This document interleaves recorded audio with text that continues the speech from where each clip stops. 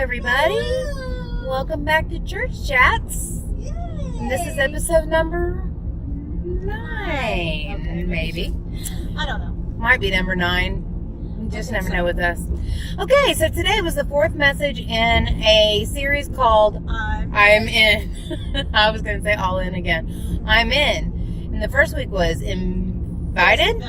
I'm invited. I'm invaluable. I'm influential, and I am invested. Today was I am invested, and it was a really good message. And Becky said that this whole message was based on the premise of this one scripture, so she's going to read it to you. It says, it's in Matthew 6:19. Don't store up treasures here on earth, where moths eat them and rust destroys them, and where thieves break in and steal.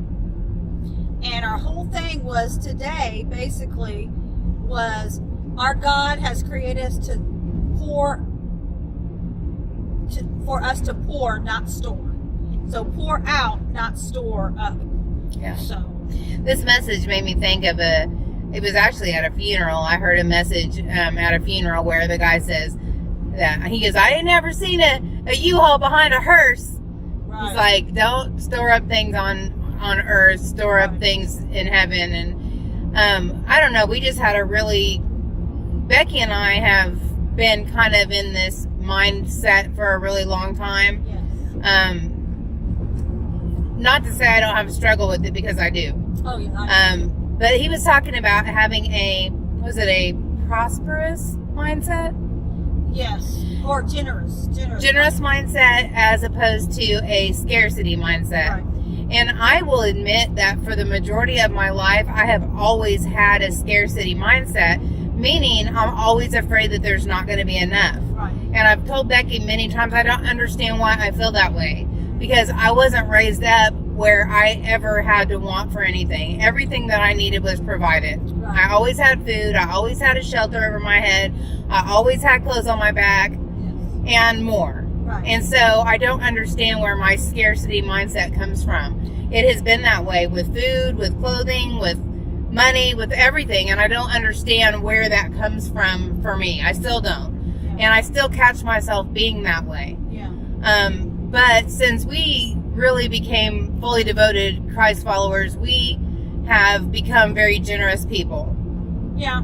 And we got so generous at the beginning that I think we really got taken advantage of a lot. Yes. God really taught us, yes, to discern those situations and to pray about those situations. And what I always say to her, because I usually tell her when I do something, sometimes I don't, but most of the time I tell her when I do something. I always know whenever I'm supposed to. Yes. Like I almost just do it without even thinking about it. Yeah. And whenever I know I'm not supposed to, I hem and haw and go back and forth with it. And if I go back and forth trying to make up my mind if I need to do it or not, then that means that I'm not supposed to. Yeah. Like, for instance, this week, I had a friend, a longtime old friend that I haven't talked to for years and years, basically just told me, I'm going through a messy divorce, Sherry. I'm having a really hard time making ends meet. I'm working, but I don't get paid until the 13th. And just to be frank with you, I am really hungry. And I just wondered if there was anything. Oh, how disrespectful. Hold on. We'll be right back.